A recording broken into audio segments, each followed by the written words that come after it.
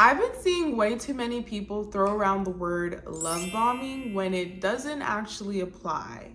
Not everyone that likes you is toxic. Not every quick connection is manipulative, and not every person that shows genuine interest in you has an ulterior motive. How does one know the difference between actual love bombing and just a real connection? Let me break it down to you in 15 minutes or less.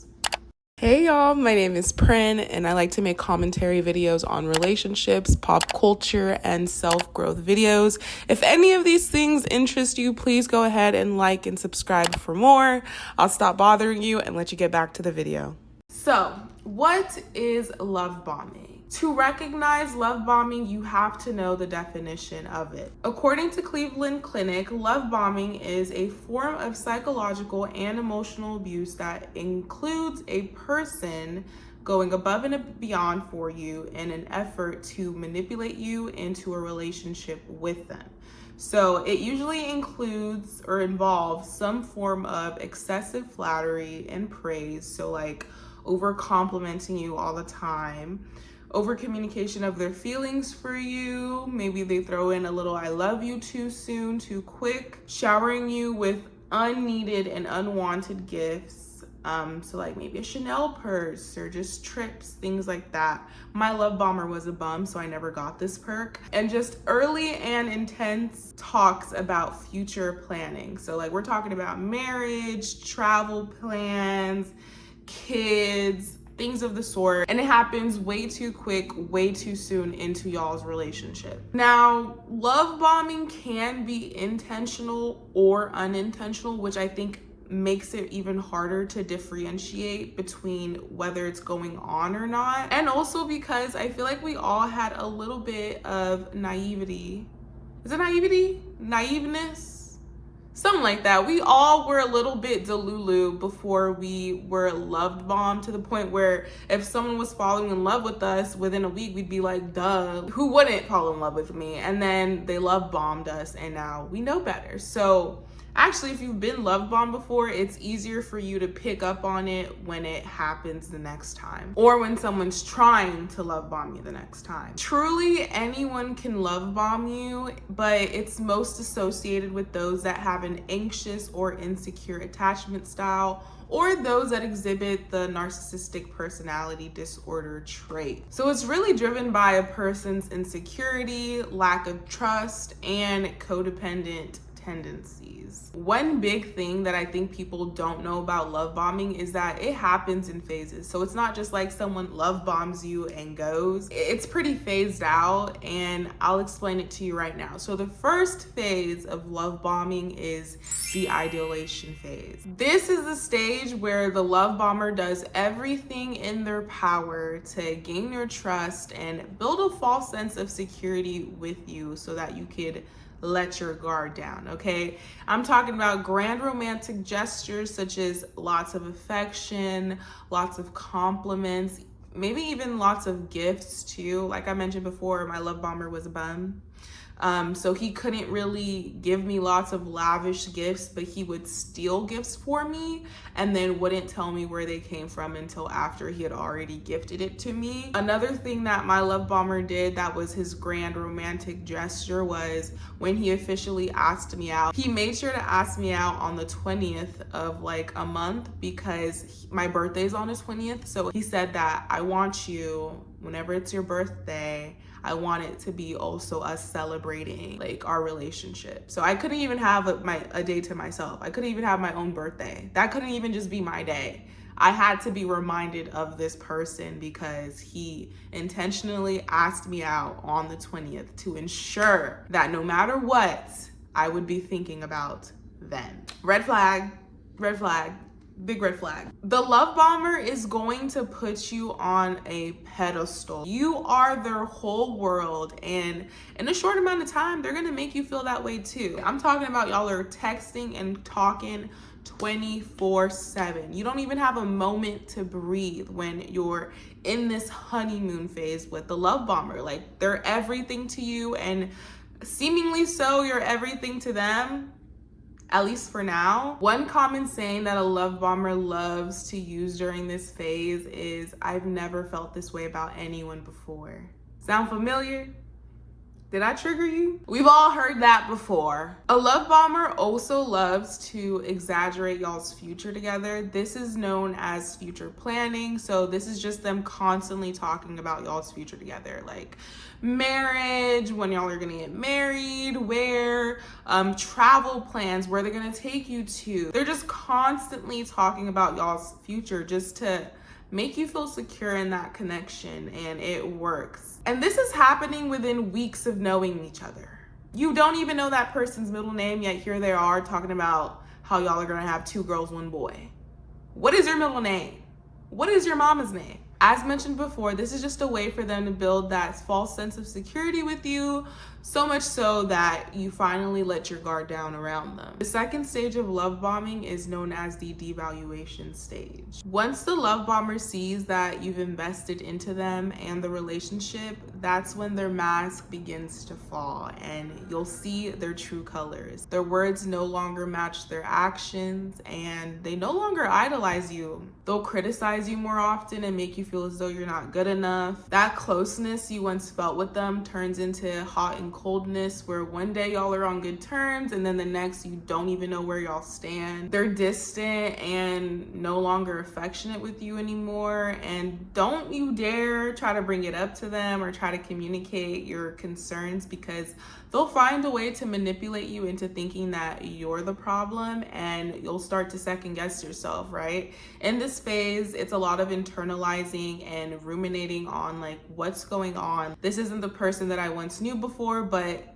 instead of thinking and knowing that, hey, they've changed, you start to think, wait, am I the problem? Am I not good enough? Did I do this? You really just start having a mental battle with yourself internally. And last but not least, we have the discard phase. So this is where the love bomber finally leaves you for dead. They finally leave you for dead. They're done ping-ponging with your emotions and they probably move on to the next person, or shall I say their next victim. They do a whole 180, completely cold to you, don't give a about you. You were nothing to them. You feel as though you were nothing to them, which is crazy because I could have swore you were telling me that you wanted me to have 2 girls, 1 boy for you. So where did this love go? The love bomber is going to seem as though they're completely unaffected by this, while you're left to pick up the pieces and start all over again. Now that I've thoroughly educated you on what love bombing is, let's now talk about the dramatization and overuse of the word in media. Media apps such as TikTok have aided in the sensationalization of words such as love bombing, gaslighting, narcissism. And although it's good that, TikTok is bringing awareness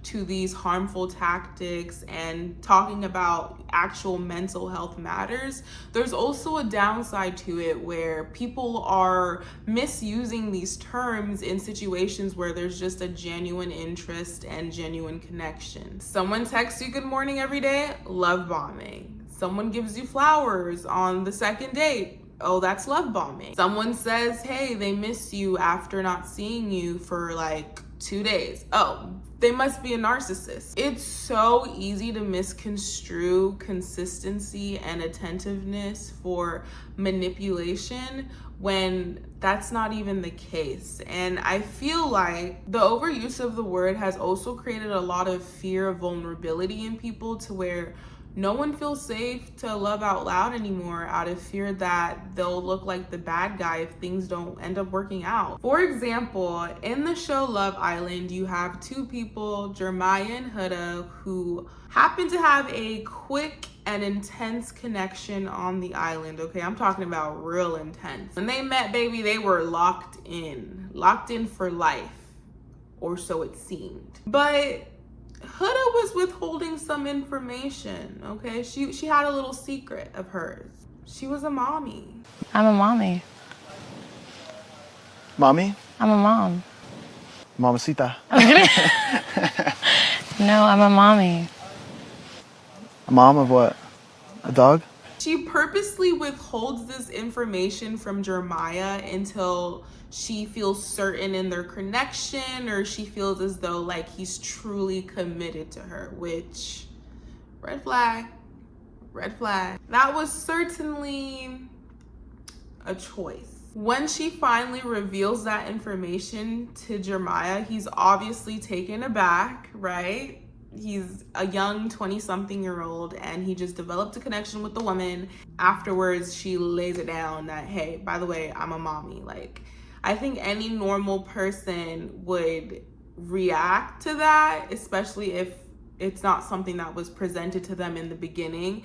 And obviously his reaction wasn't anything that was rehearsed. He's processing it on national television in real time, and Huda, seeing this, feels a bit insecure in how he responded. She's feeling threatened, and because of this, she starts to isolate him from the other islanders. She also feels threatened of him growing distant from her and showing interest in any other islanders. When he expresses to her concerns or dislike towards her behavior, she deflects and actually starts to place blame on him instead of taking accountability, and also begins to verbally abuse him on national television. And she calls him a on national television. And the craziest part of this is that some viewers saw this play out and still thought and decided that Jeremiah was the love bomber. I was like, are we watching the same show? Are we tuned into the same show? I would argue that Huda in this situation is the love bomber. She goes into this manipulating Jeremiah by withholding information from him, such as being a mother, which I feel like if you have a child, that's something you need to let people know ahead of time and right away, because if someone decides not to be interested in you or not move further along with you because you have children, that is perfectly within their right. So for her to withhold that information, that's manipulative as hell. And then to deflect and place blame on him when he doesn't like that she's being too controlling or calling other islanders B-words and all types of things, and for her to deflect or try to use her sexuality to manipulate him further into like not thinking about how she's being kind of crazy. She's a textbook love bomber. I think it's completely normal and fine for someone that I'm romantically interested in to become distant or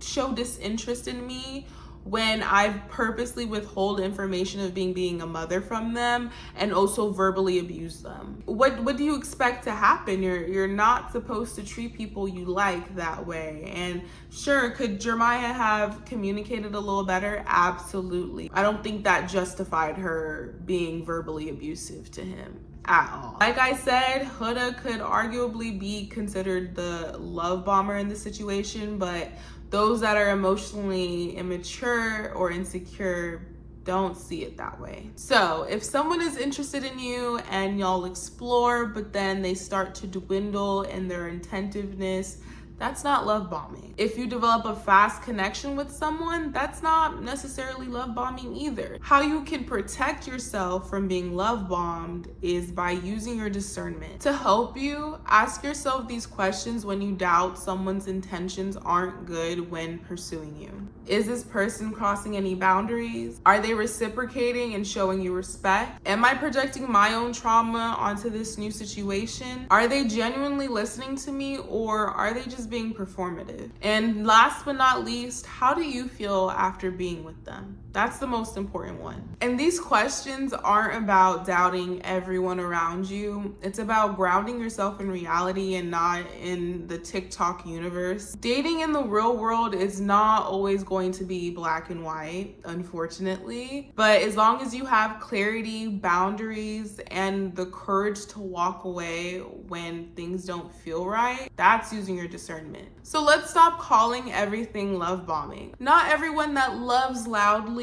is evil. Maybe they just genuinely like you. Some people are just emotionally available. It's rare, but it still happens. And don't close yourself off when it finally comes along. If you learned something new in this video, please let me know. Leave a comment below. Don't forget to like and subscribe for more videos like this. Thank you for watching this video, and I will see you next week.